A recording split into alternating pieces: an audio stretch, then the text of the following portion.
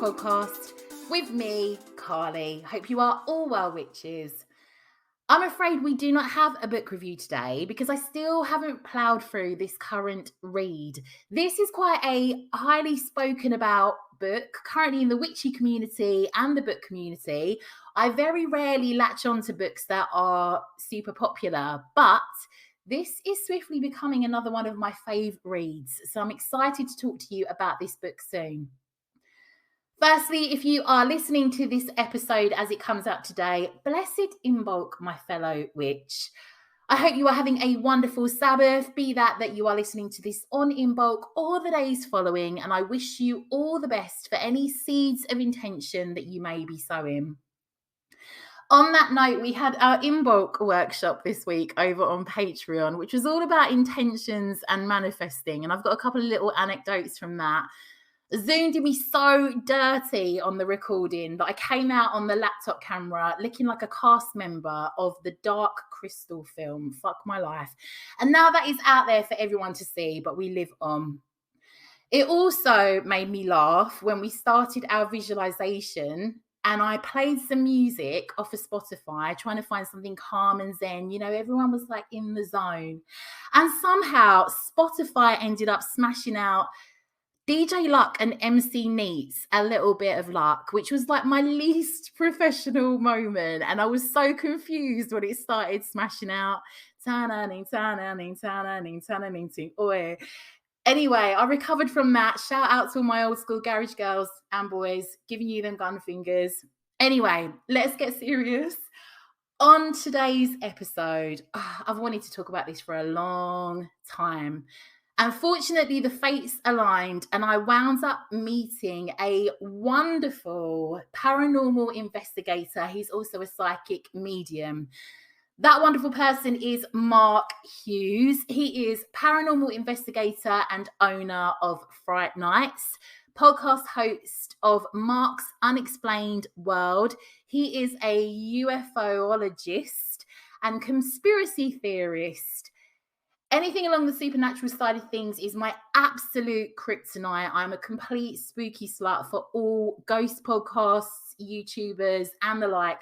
So I couldn't wait to find out more. We looked at paranormal investigations, haunted locations, but we also got into theories around aliens, the fae, and the like.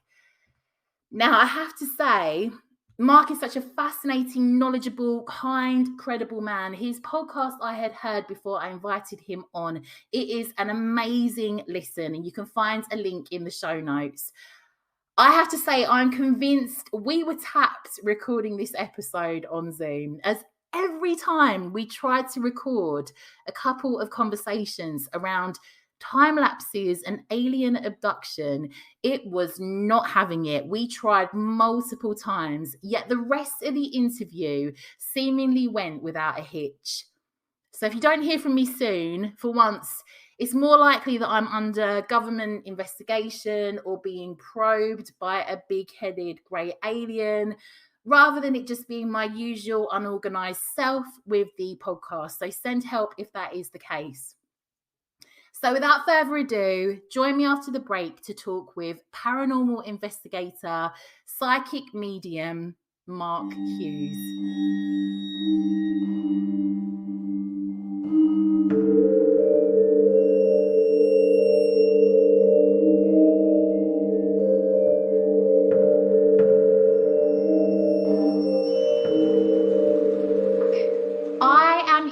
With Mark Hughes, who is owner and paranormal investigator at Fright Nights, podcast host of Mark's Unexplained World, UFOlogist, probably got that wrong, and conspiracy theorist. Welcome to the show, Mark.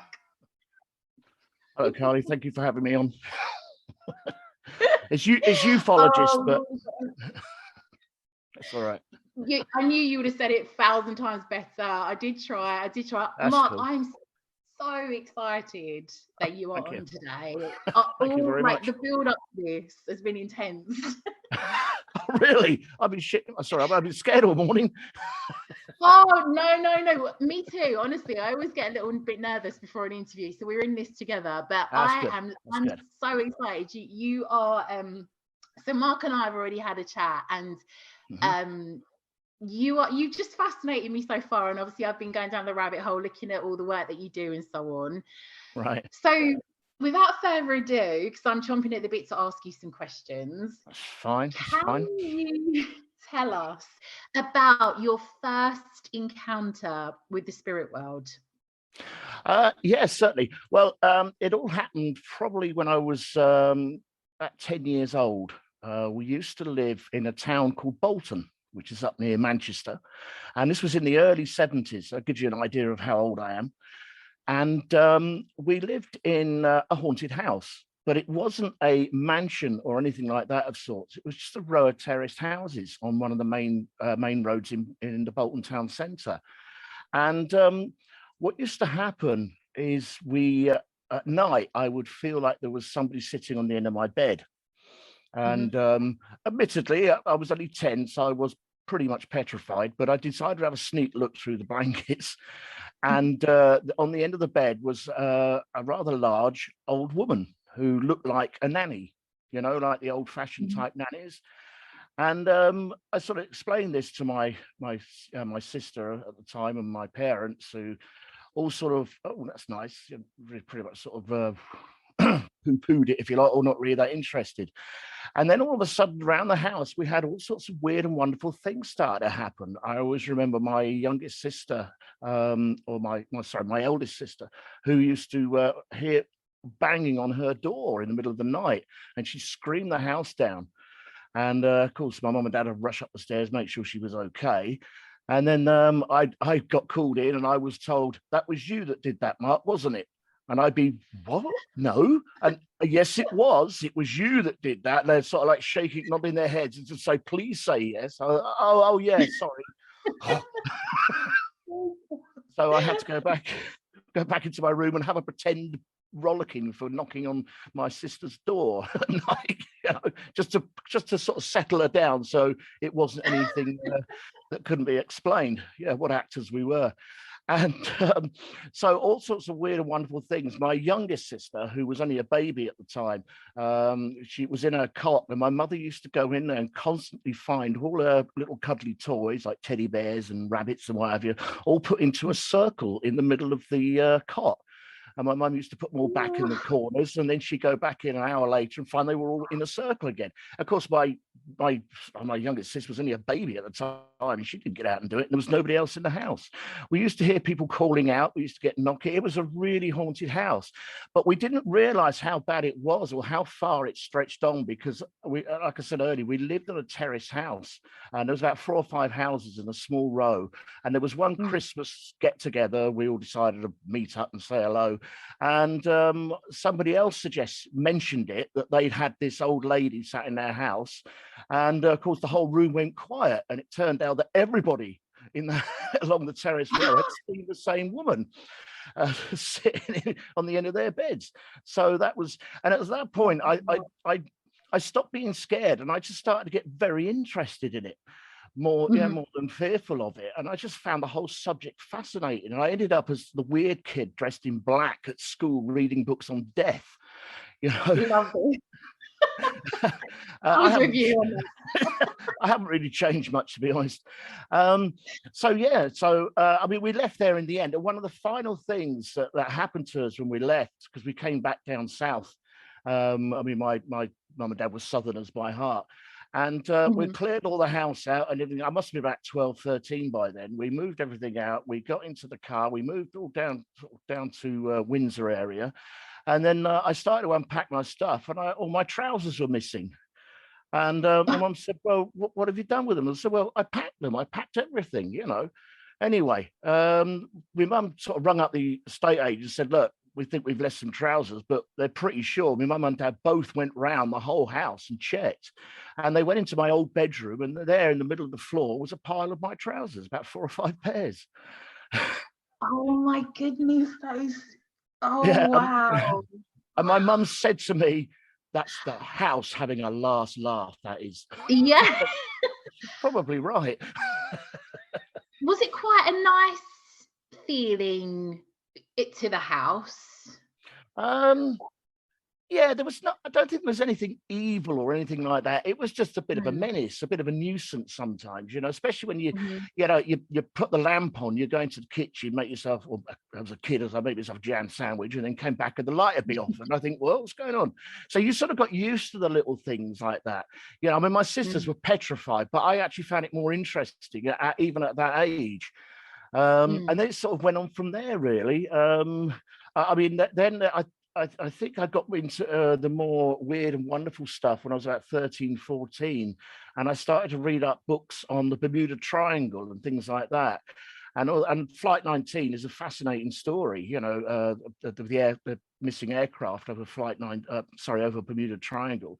And also the rescue plane that went to find them also disappeared.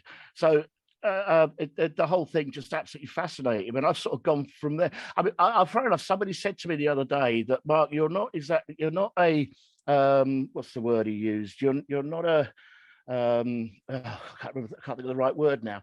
But he said I was a jack of all trades, but a master of none. I know chunks of the whole subject rather than just sticking at one thing, if you know what I mean. I'm with you on that. The same with the witchcraft industry, I think. So I don't think there's anything wrong with that. I do not, I cannot claim to know anything full on one particular aspect of it. And I think that's quite healthy and and a good thing. So I'm with you on that, Mark. You know what? You've gone there. I'm gonna have to go there, and I'm kind of going off topic a bit. Well, I'm not really, because this we can go wherever we want with this, but it's all right. What's your theory on the Bermuda Triangle? Because I've actually been thinking and talking about this with a friend recently. Are you happy to go there? Yeah, absolutely. Bermuda Triangle. I mean, the Bermuda Triangle originally started off as a caption in a weekly magazine, and I think it was like the last of the late 1800s. It was a weekly magazine. I can't remember whether it was London or whether it was New York. I'm afraid that escapes me at the moment. And it was a guy who wrote tales about ships disappearing in the Bermuda Triangle. That's how it started off. And then I think there was is it the oh god, I can't remember the name of the boat now. Now it'll come to me. But there was a boat that disappeared, I think it's 1808, in the middle of the Bermuda Triangle. And then it sort of built up from there. I mean, the Bermuda Triangle itself has the highest mountains in the whole of the Atlantic. I mean, some of them are higher than Mount Everest. So if something is going to sink, you're never going to see it again. You know? Yeah. And I think there's also a lot of nautical tales, which obviously the old sailors talk about. And there are weird things that do happen there, because there have been lights that are seen darting in all sorts of different directions around there. So it is very much a UFO territory, like I said. But however, having said that, I did read somewhere that although there are hundreds of ships in the Bermuda Triangle, there are also, deserted ships in the Bermuda Triangle. There are also hundreds elsewhere around the world. So it's not like there's more there than anywhere else. Yeah. My own theory is, I've got to be honest, I'd love to say it's a vortex or a loophole in the space-time continuum and something really flashy like that, but I really don't know. I feel the same. I so desperately want to say it's aliens or it's abduction or something like that, but it's like the whole of this paranormal field. There's no proof. I think it will always have a grey area, you know. Yeah. So you know what? I had an ex-boyfriend who was obsessed with the Bermuda Triangle, like the Mariana Trench, and like whether or not Megalodon was real. And that was all we used to talk about. It was just, he literally would be like, I've been on YouTube for hours today and this is my evidence that it's real. And I was like, I went down that rabbit hole with him very deeply. But no, I agree. I kind of am of the same theory as you on that. Oh, Mm. I could go into all this for ages. Oh Can yeah. I Yeah. ask you, when Hmm. you, with that first encounter with the spirit world, is Yeah. that when you first realized you were a psychic medium, or how did that come about? Well, my mother was very much into the spiritual side, but she never really was never Mhm. really trained in it or anything like that. I mean, she was brought up in quite old-fashioned way. Mhm. She had quite strict parents, I think. And so she was brought up. And if she turned around to her mum and dad or my grandparents and said, "Oh, I've just seen a ghost," they'd say, "Don't be so silly," and smack her around the head and send her to bed. So she was never, it was Wow, that yeah, age, it was that sort of era. So she yeah. never really, but she could see spirits. She was very good at that. And she was also excellent with the dowsing rods and pendulums. I mean, she was amazing when it came to that sort of stuff. And she sort of showed me a little bit of it. So that's where I get it from. Mhm. Um, and I suppose I started. I did see ghosts and spirits within the house itself, but as time goes on, I mean, I lived in a rough, tough area, with all Mhm. the gangs and gang culture and what have you. So if I turn around to my mates then and said, "Oh, I saw a ghost," I'd probably get thrown in the river or something like that. Yeah. So I tended to keep it all to myself very much. Um, it wasn't. I mean, I started ghost hunting before it became popular. Actually, I was ghost hunting. Me and my wife, we were ghost hunting back 1988, 89, in a location down in Surrey. Englefield Green in Mhm. Surrey. It's a lovely old village hall there. And that's when we actually started ghost hunting before it became popular, mainstream. And Mhm. when obviously you grow up, I mean, I've got books galore on the paranormal. I've got all sorts. I've still got a load of them, and I still read them. I always go back to them. And I suppose when you get married, you have kids and everything else, it all got put on the back burner because your priority is bringing up the family. And Yeah. then when they all left home, I've sort of all of a sudden we had a void. We Yeah. didn't have to worry about picking kids up, school things. All of a sudden we had all this spare time. So that's when I thought, I'm going to start getting back into the paranormal again. And I knew I had this gift, but it's probably only the last 3 years. I actually got some training off two very good spiritual friends of mine who were both Mhm. trained up properly. And I've been certified sane, if you like. And they yeah, I mean, I've had training and just basically taught how to focus and be a bit more mindful of what's going on.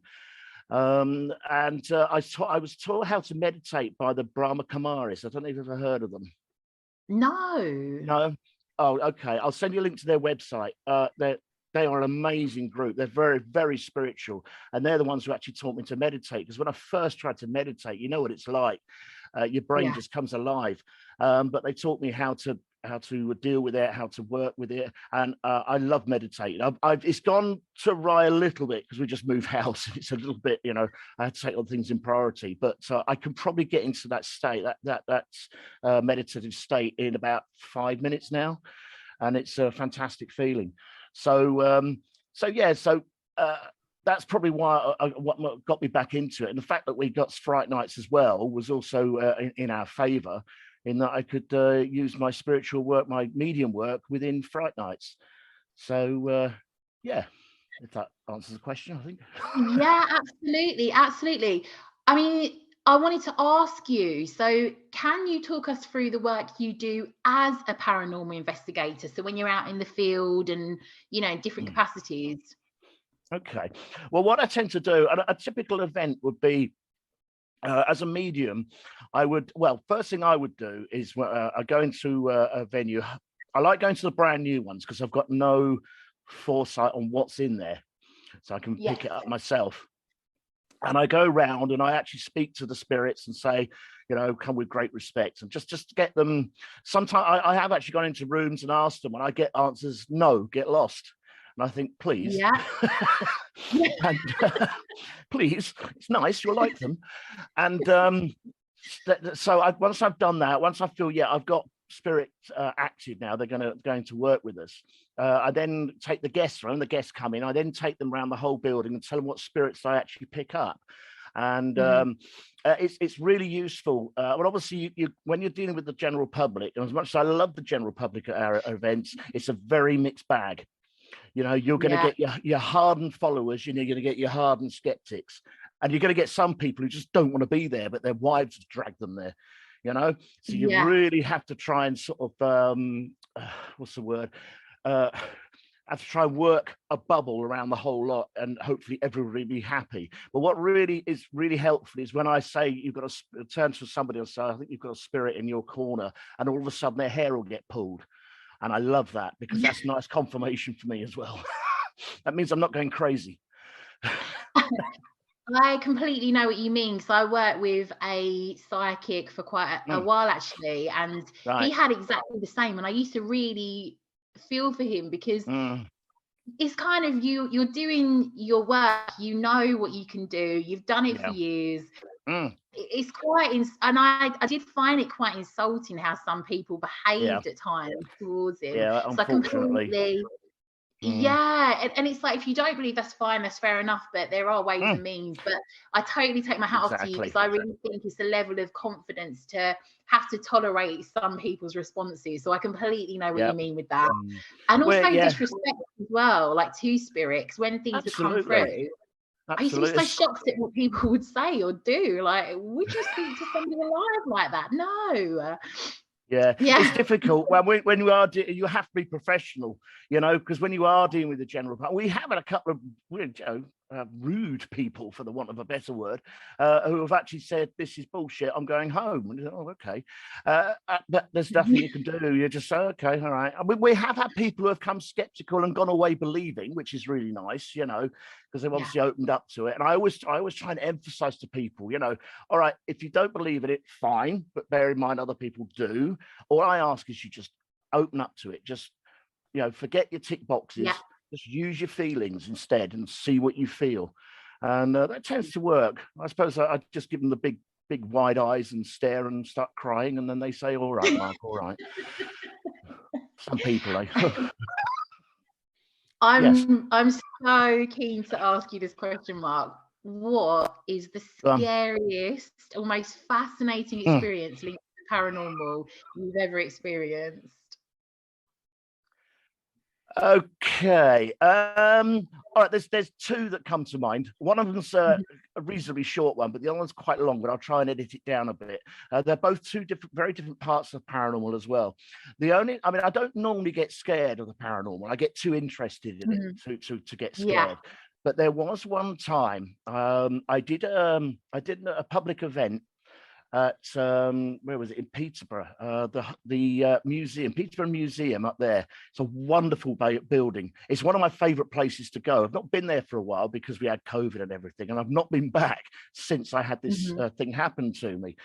And it was about 3 o'clock in the morning, well, 2:45, 3 o'clock, when we got all the guests back into the base room. And what I tend to do is I go around to all the areas, and Peterborough Museum is massive. I really recommend it for ghost hunting.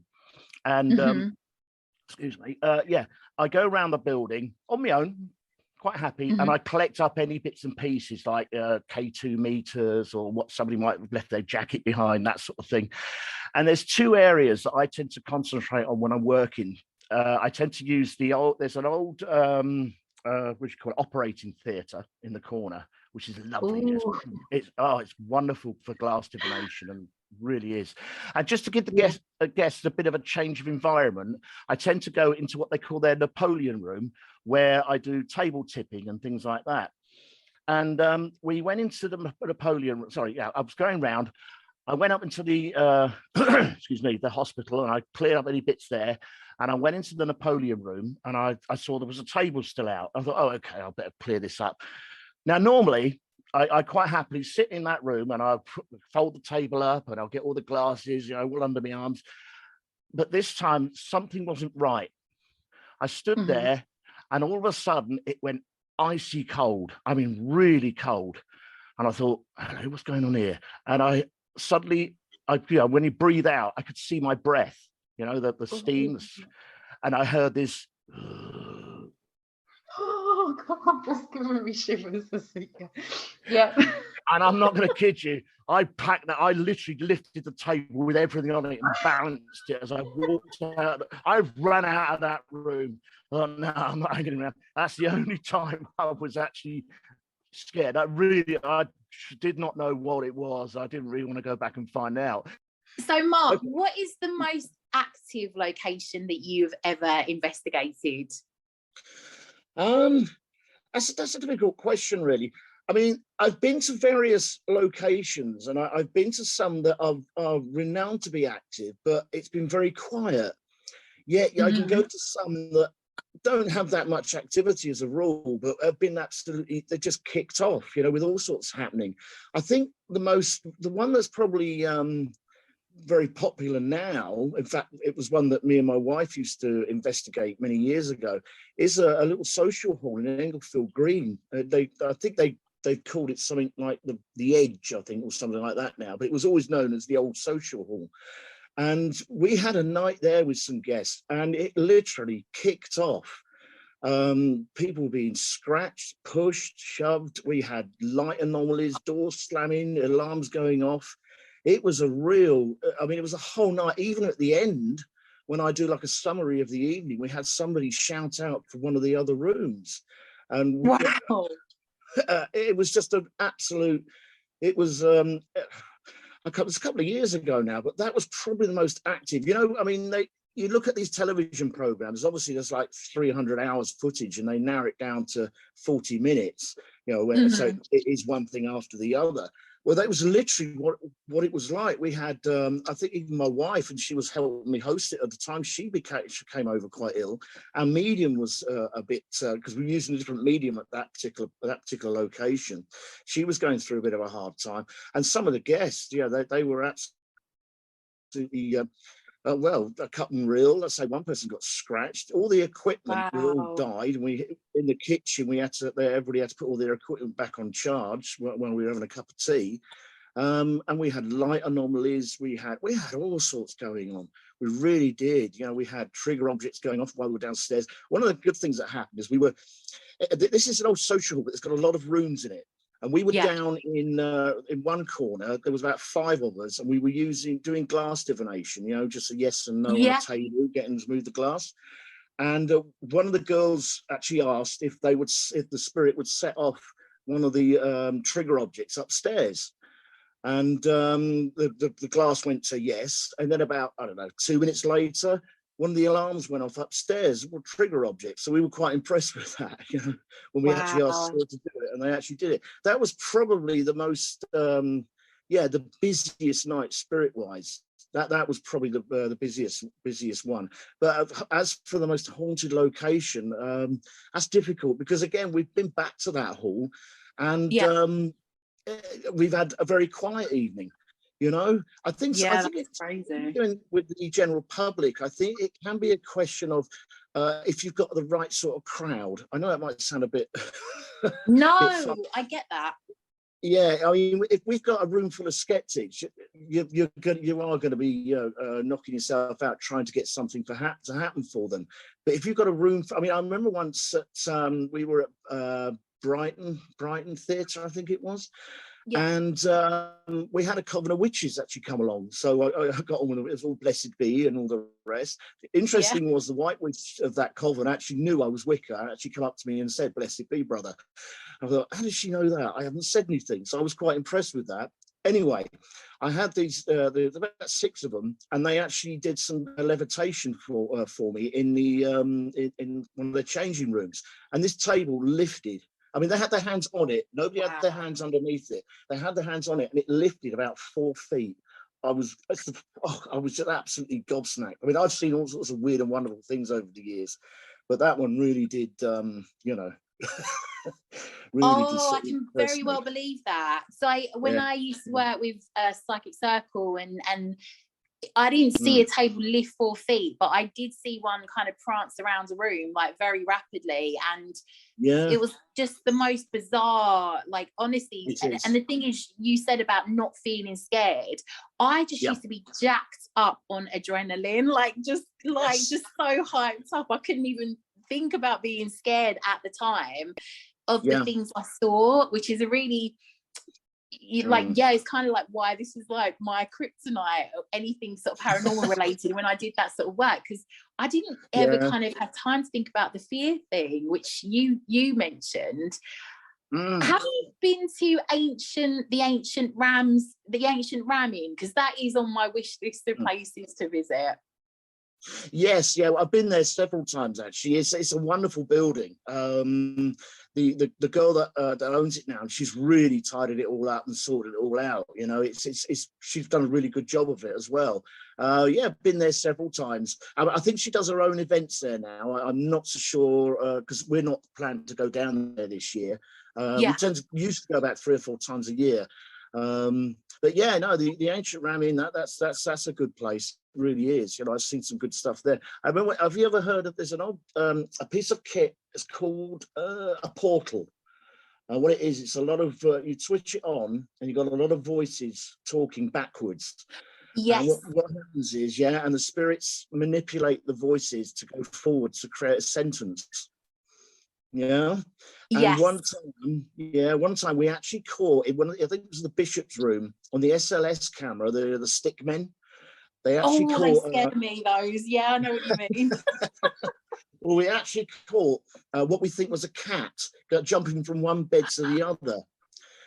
And I saw this and thought, wow, fantastic. And I went down into the garage or the shed at the back where there was another group of people. My son was there as well. And he put the portal on, and I just looked at the portal. And I don't even know why I said it. I said, "Is there a cat in the room?" And now the portal meowed at us. Oh, wow. And we don't even understand how it could do that because it's just voices at the end of the day. But we actually had a big long meow. Oh, that's crazy. I love that. Yeah. we just actually go, there's not even a word that they could have used on there for it to go backwards in order to create a cat noise. I can well believe it, genuinely, honestly, fascinates me. And I'm really like, I'm always like, oh, I'd love to get myself like all these, you know, I love all the, I can't remember what they're called, but I watch all the ghost hunt programs and everything, and I really like geek out on it and want to get all the equipment and everything, but whether or not that'll ever happen, who knows. We touched on briefly on we already have on this episode, but UFOs and aliens have been a topic of conversation that came up for us recently on the podcast on our recent crystals episode. Yes, I listened to that. It was very interesting. Yeah. We briefly touched on it. Yeah, I mean, we briefly touched on it, but who better to ask than you? Like, can you kind of, what's your take on that? Following on from that conversation, is there anything that you're happy to share with us, or even experiences that you might have had? Well, when it comes to experience with alien life, if you like, I mean, what's happened to me is I've witnessed missing time, or I've woken up in a completely different part of the building. That's what's happened to me. What interested me, I've got a book. Fair enough, after listening to your last podcast, I did try and find the book, but because everything's still in boxes, for the life of me, I can't find it. But it's all about fae folk. Aliens and fae folk, and there is a big connection between the grey alien. Have you heard? You know what I mean? I say the grey alien. There's a big connection between them and fairies and angels. And the reason why they say this is because let's have a look, say back in Tudor times or times of old, where children were kidnapped. And because people back then didn't know what a grey alien was, or as far as we're concerned, the only people that were alive in the universe was them, they automatically thought the fairies have taken them. And now when they look back at it, they're saying, did they see fairies or did they see aliens? And that is where sort of the cross comes in now, where they're wondering whether they actually witnessed grey aliens abducting children. Oh, this is exactly where we were going with that conversation, Mark. You completely I know, and you finished. I thought, what? There I was on a complete high, and then you suddenly said, "Good night, everyone." No. Well, I knew we had to save it for another episode because you're so.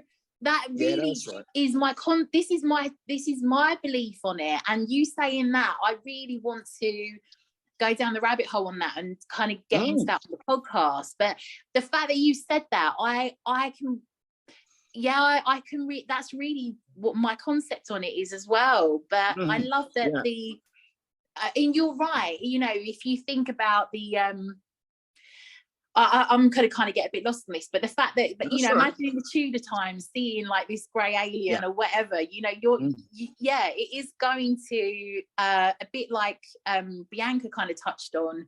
Yes, they are going to sort of, she kind of touched on that anyway. I'm waffling now, but yes, I know what you mean. Like they just kind of created into this other entity when who's to say that they aren't of an, you know, extraterrestrials, aliens. Yes. And some of these children that were kidnapped were never seen again, and some of them were found in completely different places, you know, like 2 miles in a different part of the forest and things like that. So you know, they found some of these kids. Most of them were alive, but some of them unfortunately died. But I mean, it's absolutely fascinating subject. I'll try and find the book. I'll send you the Amazon link to it. It is, honestly, the book is absolutely extraordinary. It literally goes right back to the beginnings of Stone Age, right up to the modern day alien abduction. Now, I'm gonna put myself out on a limb here, but I believe in alien abduction. I believe people are abducted, and I totally believe it. I've witnessed people who have had things put inside them, you know, like implants and things like that. What I've seen and what I've read and who people I've spoken to, interviewed, it is a fascinating subject. And what sort of I suppose not annoys me, but what makes me sort of get a bit vexed, if you like, is if people aren't being abducted, then okay, they look at mental health. But normal mental health, they say these people needs help. But when they say they're being abducted by aliens, they don't say they need help. They laugh at them. And I'm thinking, okay, if this is mental health, why are you still belittling this person? If this person really does suffer from mental health, you'd be helping them. You wouldn't be laughing at them. And I tend to wonder with the mainstream media is why are they doing it? Why do they treat people like this just because they say they were abducted by aliens? Sorry, I'm getting absolutely. And it could be this. No, I'm with you. It's the same with spirit encounters as well, because that also comes up as a factor then. And you can understand why people won't speak out when they've seen things, especially like you were saying about, you know, if you're not in an environment where it's safe to, where you might be ridiculed by parents or anyone else, you can understand why so many people don't come forward with sightings of things, because they know that. Absolutely. And however you look at, I mean, fair enough, I did my last podcast, well, not the last one before that, I did on Travis Walton. Have you heard of Travis Walton? He was Oh, you're not listening to my podcast, are you? I have been, but not that. I'm going to listen to it tonight now, Mark. I'm joking. It's all right. It's fair enough. You know, I send a link to my family every week, you know, and I know none of them listen to it. None of mine listen to mine either, so I'm with you. Yeah. They're saying, oh, Dad's gone mad again. Anyway, sorry, I was saying, what was it? Yeah, it's interesting. A quote one of my own quotes I say in this podcast about Travis Walton is the fact that you've got skeptics saying that you know, these people are mad. The fact that they feel that they're coming out with theories of alien abduction. If you want to be a celebrity, I'll just talk about, you know, say you've been abducted by aliens. And I think they've got it completely wrong. I think they're missing the point completely. It's funny how you got to the alien abduction bit and it just cut out completely. Oh no. It literally got to that bit. It's like every time you get to a bit and I'm like, oh, someone's listening in. Honestly, the minute you got to that, it just cut out. I can, if you're happy to go from the alien abduction bit, honestly, we're fine. Yeah. I mean, when they talk about the alien abduction and when people belittle people who have suffered with this, and they put them down, and they don't. Yeah, a person who is going through this is going through hell. They're going through fear, and I think the fact they can't talk to anybody about it, that's got to be worse. Yeah. You know, and I think that's the same with. I mean, obviously, we're not here to talk about mental health, but I think that's part of the problem. It's part of the stigma is that people have problems talking about their mental health if they're having a tough time. If you're having a tough time because you've been abducted, especially by a grey alien, then it's going to be even harder if you can't talk about it to people. So I listened to something about Area 51 and about how there was a guy who claimed that he'd had this experience, but then all of a sudden changed his story, but was seen driving around this huge, great truck and came to all this money and things like that. And you're like, you know that something's amiss. Right. Yes, that's true. Yeah, they paid him. He suddenly turned up with a big truck because they reckon the government had paid him a load of money, because all of a sudden he said, "I don't know what you're talking about." Yeah, that sounds about right. So I've got to say, me and Mark have tried to record this episode multiple times. Every time we get into something about UFOs or time lapses, it cuts out. And I am convinced there's like someone listening in and just cutting it when we get to bits that they're like, nope, you're not going to talk about that. Yeah, go on. I'm sorry, very quickly. Do you know, there is one of my shows on Spreaker, which has gone. And that was my theories on flight 37047, the Malaysia flight, MH370. Wow. And I'm not even joking. I genuinely am not surprised, honestly. And honestly, Mark can vouch for this. We've tried this so many times on certain conversations. It's so weird because other conversations is happily let through. So my tinfoil hat is on and I'm like, something's amiss here. And if we disappear after this episode, then send help, search for us. Like something's happened. I'm not joking. Or we'll be driving around in big, massive, lovely trucks with loads of money claiming that we don't know anything about aliens. So we'll see where we're at next week, Mark. Yeah, that would be interesting, yes. So Mark, where can we find you in relation to your podcast, ghost hunts, your work? Okay. Well, with Fright Nights, what it is, me and my wife actually own the company, and it's divided up into different sections. Now, I can tell you if it's Fright Nights Berkshire, there's a good chance I'll be at one of those as a medium and probably a host as well. And that'll be also for Fright Nights Surrey. We also have a very active in Fright Nights Norfolk and Suffolk, where I'll probably be doing a few of those, but I've not worked out the schedule yet on who they might be using, if not me. And the other place I tend to go to a lot is Nottingham. There's some wonderful places up in Nottingham, which Fright Nights North, East and South Yorkshire do. The Robin Hood Museum is a really good place. I love going there. And you'll probably find me at that one because it's a place I like to go to. So that's with the Fright Nights. Every week I do a podcast on the Unexplained. Well, it started off with the Unexplained. It seems to have gone sort of unexplained, but also true crime, because I'm a bit of a crime buff. I like to keep up to date with what's going on. And every week I try and pick a subject that's a little bit out of the ordinary, really. If it's abnormal, then to me it's normal. Last week it was Travis Walton. I won't go into more details though, just in case. This week I've just done a show on Don Decker, who was known as the Rain Man, and he was the man who could make it rain inside buildings. That's quite an interesting one. But I've done all sorts of various ones. The one next week, I've got to remember how to pronounce this, the Judbaticable Poltergeist, which is a very dark one. One of my favourite ones on the podcast is one called Gemma Barker, the girl who became 3 boys. That's quite an extraordinary one, that one. It's a really good podcast as well. I've been listening to them, but I'm going to go and binge loads. And you're not wrong, because every time when you brought up certain topics, honestly, with no word of a lie, I'm genuinely wondering if we're going to be here tomorrow, because every time we started talking about certain things, it is not having it. But I'm going to go and listen to the Travis Walton one, because I have not got, we haven't been able to cover that story at all. And no, it's so bizarre. But you've got to check out the podcast. I'm definitely going to book onto one of your ghost hunts. I think some of the ladies in our Patreon want to come along with me. It'd be good to actually meet face to face. That way we won't get cut off. Definitely. We'll just have men come and take us away in some government vehicle, but that's fine. Probably. Yeah.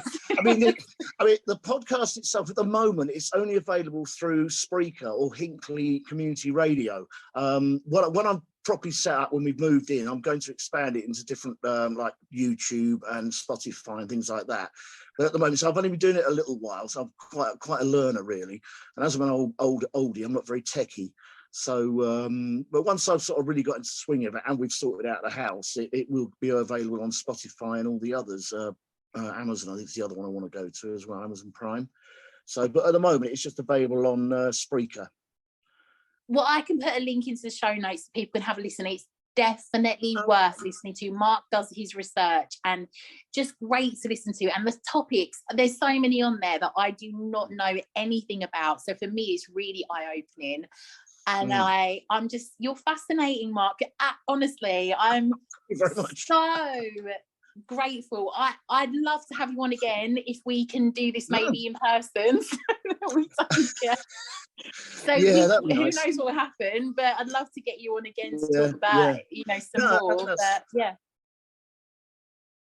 absolutely. Yeah, I mean, you want me again, just give me a shout, no problem, but yeah, no problem. I've enjoyed it, but even with the hiccups. Thank you so much, Mark. Honestly, I appreciate you coming on so much.